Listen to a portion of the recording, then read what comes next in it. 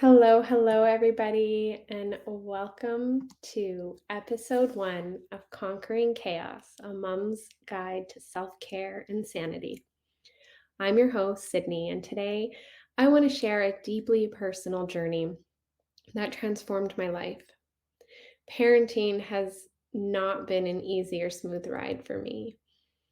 I found myself, my girls, I guess, I should say, are 8 and 10 now. And 3 years ago, I found myself at the breaking point. I was in a really dark place.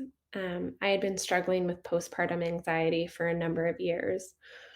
I had been medicated at that point for 5 years, 6 years, and I was feeling really lost in the expectations of motherhood.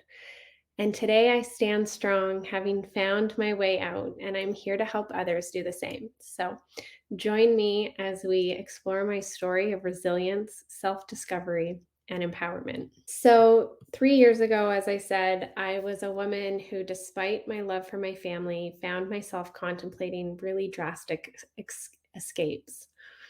In the midst of all of my postpartum anxiety, I grappled with the belief that my family might be better off without me. These thoughts, though dark, are not uncommon. Many mothers silently bear the weight of societal expectations, feeling inadequate and lost along the way. And here's the thing: motherhood isn't a one size fits all. So we have these societal pressures to conform in this overwhelming, and it's overwhelming. We're pushing moms like me to the edge, and I felt this pressure intensely, believing that I should be exceptional in all areas of motherhood. And I was really struggling in silence out of really big fear of judgment and misunderstanding. You know, I can go back to those moments and just the fear that some, like, if I was honest about what I was really feeling, what I was really thinking, that somebody might come and take my kids away because I was an unfit mother, you know? That level of fear and pressure, that weighs on people, and I know I'm not the only one who felt that. And so what I didn't realize back then was that reaching out and being vulnerable could be a lifeline. You know, I have an incredible support system with my husband. He has always been my rock. But even in those moments, I was so ashamed of what I was thinking and feeling because, on the outside, I looked like I had it all together. You know, I had done everything that everyone had said, like go to university and get a good job and get married and have kids. And I had checked all the boxes, and yet I was still feeling so empty inside. And the guilt and shame that I felt that that wasn't enough, you know, why, like every morning I would wake up and I would just be like, why isn't this enough? Why why do I feel so lost in this? And that is when I started to look inward. You know, we're so it's so easy for us to rely on other people for our happiness. And in today's society where we have, instant gratification with social media and we're just seeing everybody's picture perfect window that they're putting out, um, it can be really hard to understand the fact that there's a whole other life that people are living behind that computer screen or that phone screen. And so um, we start to put all of these extra pressures on ourselves. And so when I started to look inward and stumbled into the world of coaching and personal development, that's when everything changed for me. Instead of seeking that external validation, I turned inward and started healing my soul. It wasn't about escaping my reality, it was about confronting it with the courage that I had inside of me. We often underestimate the power of processing our emotions and acquiring these tools needed to not just survive, but to thrive. These tools became my salvation. my means of transforming my mindset, emotional intelligence. That is a fairly new term in society. It's definitely not something that I grew up with. And it is a really key piece of how we raise our kids now.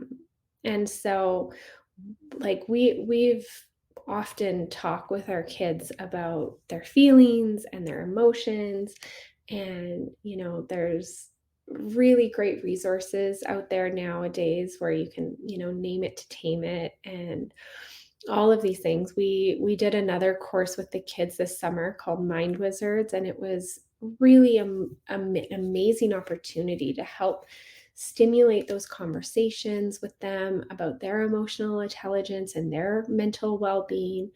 But this is a fairly new idea of life. Back when I was growing up, we didn't talk about stuff like this. What happened behind closed doors stayed behind closed doors. You never wanted to, talk about anything that was going on inside the home, right? You put your best foot forward as soon as you stepped out that front door.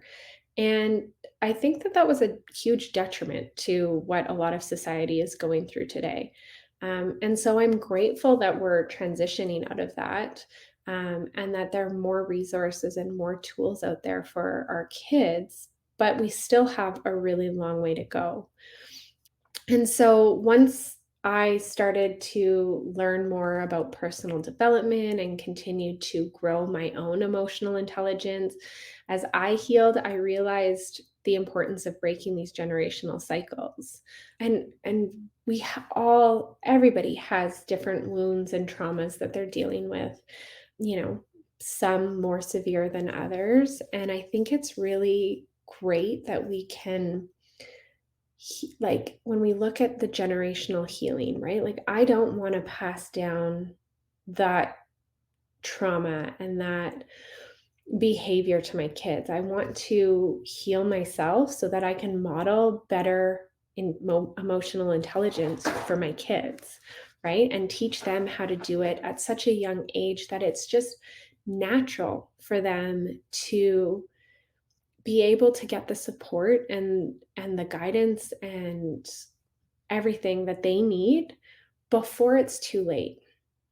If I had been able to find the support that I needed when my daughter was 2 instead of 7, I mean, that's 5 years where I was just on this hamster wheel, this, cycle of Groundhog Day, basically, where it just never felt like I was enough. And it never felt like I could do enough or be enough or grow enough. Like there was just such a haze over my head that I couldn't break out of that until I did, right? But that those 5 years are it's time that I'm never going to get back. And so, you know, when I look at this and the reason I do what I do and the reason why I'm starting this podcast is to lift that stigma, right? It's okay to not be okay. And there are more and more resources out there, right? And so that's, myself being one of them now. And so, I really have a strong belief and willpower to just help moms feel their best. And that started from me not knowing that supports were out there, or not having the supports that I needed in the time that I needed them, And so I want to dig a little bit deeper because about a year and a half ago now, we were able to get a diagnosis for my oldest daughter. She has a rare genetic superpower, as we call it, called Wiedemann-Steiner syndrome. And a lot of what I went through, a lot of that exhaustion and that trauma in those earlier years finally had answers when we got this diagnosis. But it was there was also, like, feelings of relief with that, but also apprehension, because now it wasn't something that she was gonna potentially grow out of, right? This is now a lifelong journey, and that comes with some weighted feelings and weighted emotions around that. Navigating the complex world of specialized care is a lot for a family. I call her my strong-willed blessing because we deal with a lot of extra on the day-to-day. And it is a superpower because she feels so deeply for people, and she has these major big feelings that, you know, can result in outbursts at times, um, and things that she can't control or understand. But I want to talk a little bit about that because I know we're not the only household that deals with this. And I want people to know that there are resources out there. And so when we look at navigating the complex world of specialized care, the appointments can become almost like a full-time job at times, right? You have all of these extra specialists that you're dealing with. You're dealing with a ton of extra behavioral responsibilities and outbursts. There's so many nuances to caregiving that I want to be able to help other moms facing similar struggles, and dads too. I don't want to leave the dads out, but I definitely talk more to the moms just with my own personal journeys. So, when we look at all of that and you have to document everything for specific specialists, there's all sorts of different therapies that we've had to do in terms of, extra ultrasounds. We're still on a wait list for neuro and a sleep study. We've done vision therapy and occupational therapy. And, you know, you end up almost needing this to be your full time job. And so you become such a strong advocate for your child because they have a hard time advocating for themselves.